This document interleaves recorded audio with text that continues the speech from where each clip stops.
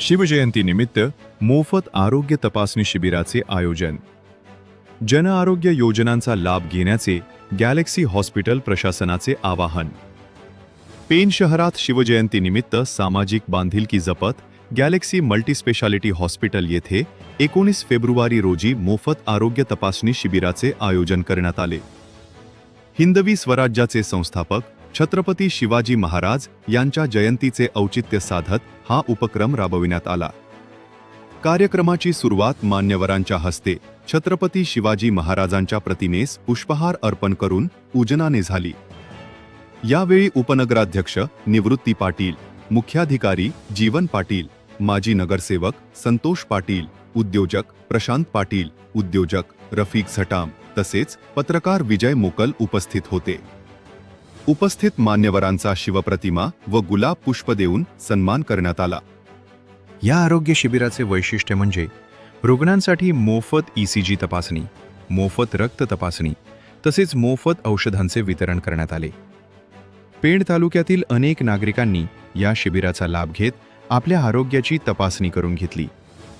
यावेळी मान्यवरांनी सर्व नागरिकांना शिवजयंतीच्या शुभेच्छा देत गॅलेक्सी हॉस्पिटलच्या या सामाजिक उपक्रमाचे कौतुक केले.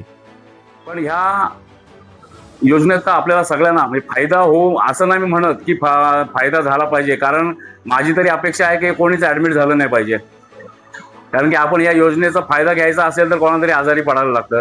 पण आताच्या या जीवनामध्ये या गोष्टीमध्ये आपल्या खाण्यापाण्यातून या गोष्टी सगळ्या निष्पन्न होतात. आपण कुठल्या गोष्टीला आपल्या आरोग्याकडे लक्ष देत नाही. तर माझी विनंती आहे की बाबा आरोग्य या योजना आहेत म्हणून आपण याचा फायदा घेण्यासाठी जावं, पण ते टाळता कसं यावं ही मी पहिले सगळ्यांना विनंती करतो.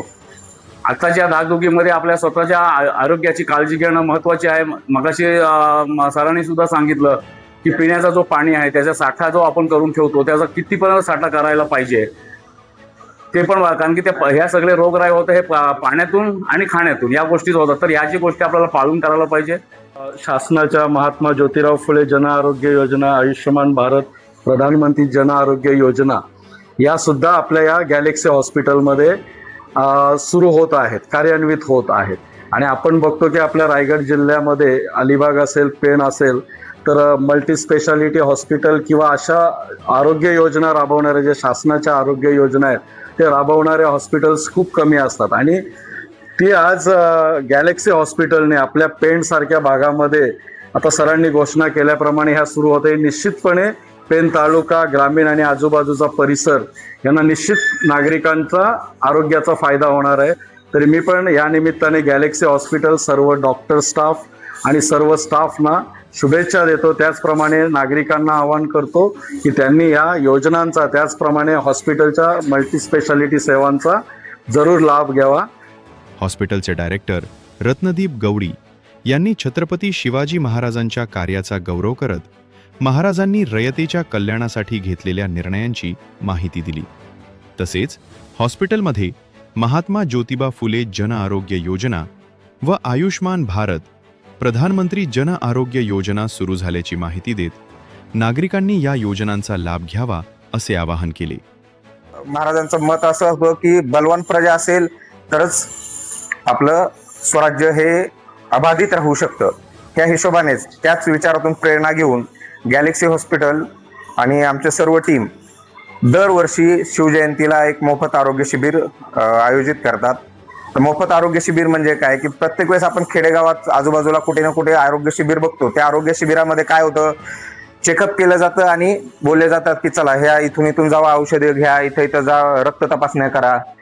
आमचं आता सगळेच पत्रकार बांधव पहिल्यापासून साक्षीदार आहेत की आमचे कॅम्प कधीच असे नसतात.